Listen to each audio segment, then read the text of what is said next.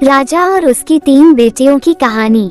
बहुत समय पहले एक राजा था जो खुद के बारे में सोचता था कि वो बहुत ही नेक सोच, दयालु स्वभाव और दरियादिली है। उसे लगता था कि वह स्थितियों को सही से समझने, हर बात पर न्याय करने और हर विषय में उचित विचार रखने वाला व्यक्ति है। राजा की 3 बेटियां थीं। एक दिन उसने अपनी बेटियों को बुलाकर कहा, मेरे पास जो भी है वो सब तुम्हारा है। तुम तीनों को मुझसे ही जीवन मिला है। मेरी इच्छानुसार ही तुम तीनों का भूत, वर्तमान और भविष्य बना हुआ है, जो आगे भी ऐसे ही बना रहेगा। मैं ही तुम तीनों का भाग्य बनाता हूँ। राजा की यह बात सुनकर उसकी 2 बेटियों ने शांत मन से राजा की बात में हामी भर दी, लेकिन तीसरी बेटी ने ऐसा नहीं किया। उसने कहा, नहीं, मुझे तो नहीं लगता है कि आपके हाथों में मेरा भाग्य है। राजा ये सुनते ही गुस्से में आ गया। उसने अपनी तीसरी बेटी की कही बातों को एक चुनौती के रूप में स्वीकार किया। उसने खुद को अपनी तीसरी बेटी के सामने सही साबित करने की ठान ली और उसे जेल में बंदी बना दिया। इस वजह से राजा की तीसरी बेटी कई सालों तक जेल में ही बंद रही। राजा और उसकी बाकी की बेटियां राजसी जीवन जीते रहे।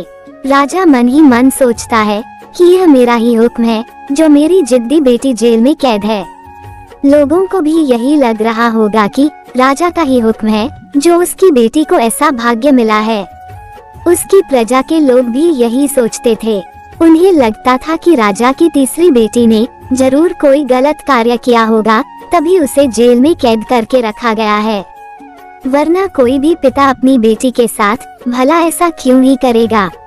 राजा कभी कभी जेल में कैद अपनी तीसरी बेटी से मिलने के लिए जाता था।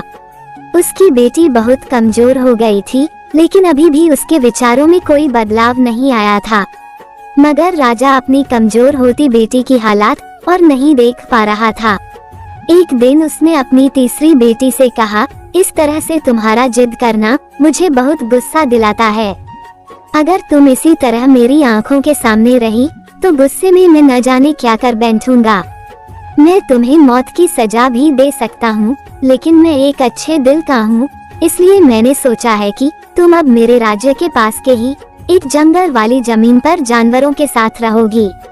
राजा ने आगे कहा, उस जंगल में सिर्फ उन्हीं लोगों को रखा जाता है जो मेरे आदेश का पालन नहीं करते।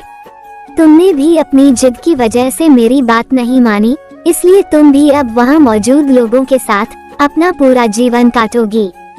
इसके बाद तीसरी बेटी को उस जंगल की जमीन पर रहने के लिए भेज दिया गया। वहाँ वह फल और सब्जियां खाने और एक गुफा में रहने लगी।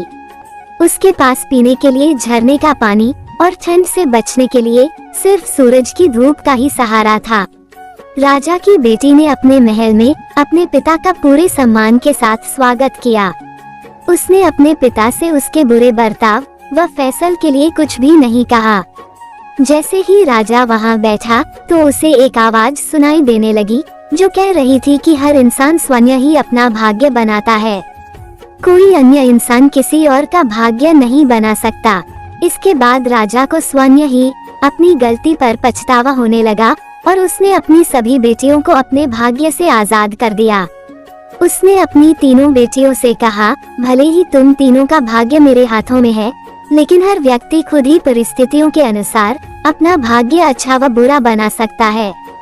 राजा और उसकी 3 बेटियों की कहानी हमें ये सीख देती है कि कोई भी व्यक्ति किसी का भाग्य बना या बिगाड़ नहीं सकता।